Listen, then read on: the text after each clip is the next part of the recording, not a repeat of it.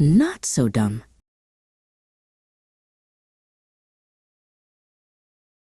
The captain of the ship Dragon strode up and down the deck in an ill humor, bawling orders to all and sundry. It was past sailing time, and still there was some cargo to be stowed below. Delays cost money, and as the captain was part owner, the loss of any money, even a solitary rupee, was a catastrophe.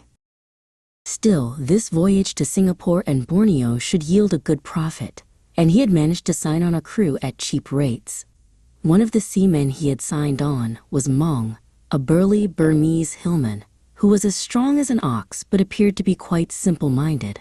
The extent of Mong's conversation seemed to be a series of grunts. The captain shrewdly thought it would be easy to levy a few fines on this oaf and enrich his own pocket.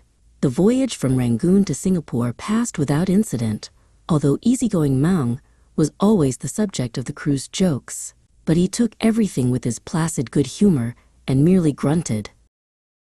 When the ship docked at Singapore, Mong, with vivid memories of the poor food on board, made straight for a food stall and was soon sitting on the dockside enjoying his purchases. Before he had taken many mouthfuls, Mong discovered he had company. A small puppy dog with pleading eyes was sitting at his feet, fairly asking for something to eat. Mong, who loved all animals, was soon sharing his food with the pup, which gobbled everything up with the greatest of delight. When it came time to go back to the ship, Mong tried to shoo the pup away, but the little dog had now found a friend and had no intention of parting with him. In the end, Mong thought it would be a good idea to take the pup back to Rangoon, as it would make a good companion for his sister. Striding on board with the pup under his arm, Mong approached the captain and asked permission to keep the little dog on board. "That's all right," said the captain. "There's plenty of junk on the dockside from which you can make him a kennel, and the cook will spare the little beggar some food." When the ship eventually docked back at Rangoon, the seamen lined up to receive their pay. The captain doled out the money as though he was loath to part with it. When Mong stepped forward to get his money, the captain shook his head. "I am afraid you have nothing to come," he said. "Your wages amount to 80 rupees, but your dog has cost me more than that for the food it has eaten."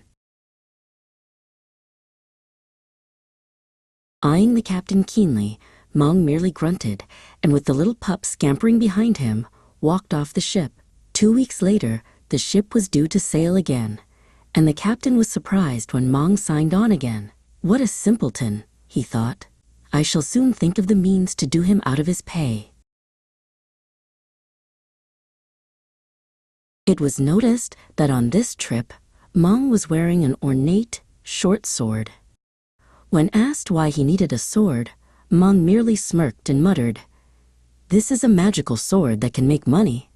The crew laughed at such an absurd suggestion that a sword could make money.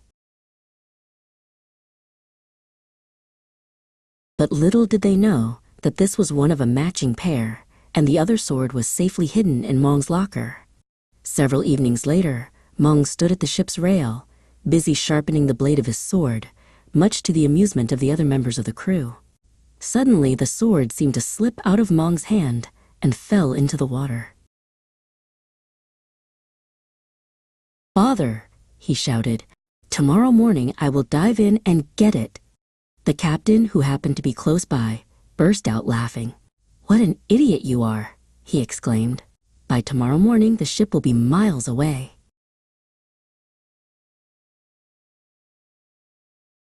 Mong looked keenly at the captain.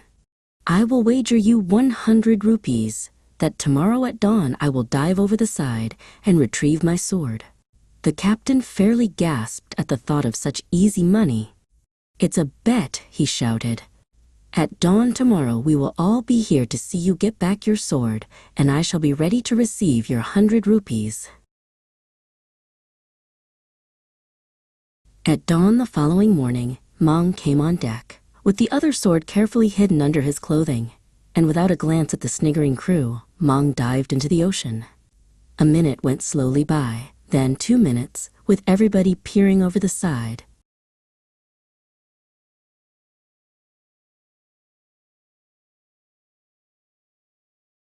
Then, to everyone's surprise, Mong's head broke the surface, and firmly grasped in his mouth was the sword. As Mong clambered on board, the other seamen, with their eyes popping out of their heads, looked at the sword and, turning to the captain, fairly whispered, "It's the same sword. Now you have to pay Mong 100 rupees." The captain was too stunned to utter a word. He knew he had been hoodwinked, but how? Groaning inwardly, the captain delved into his pocket and slowly counted out 100 rupees of his precious money, which he almost threw at Mong, accompanied with a look as black as thunder. "Now my dog will have a nice red collar," chuckled Mong as he stowed his money away.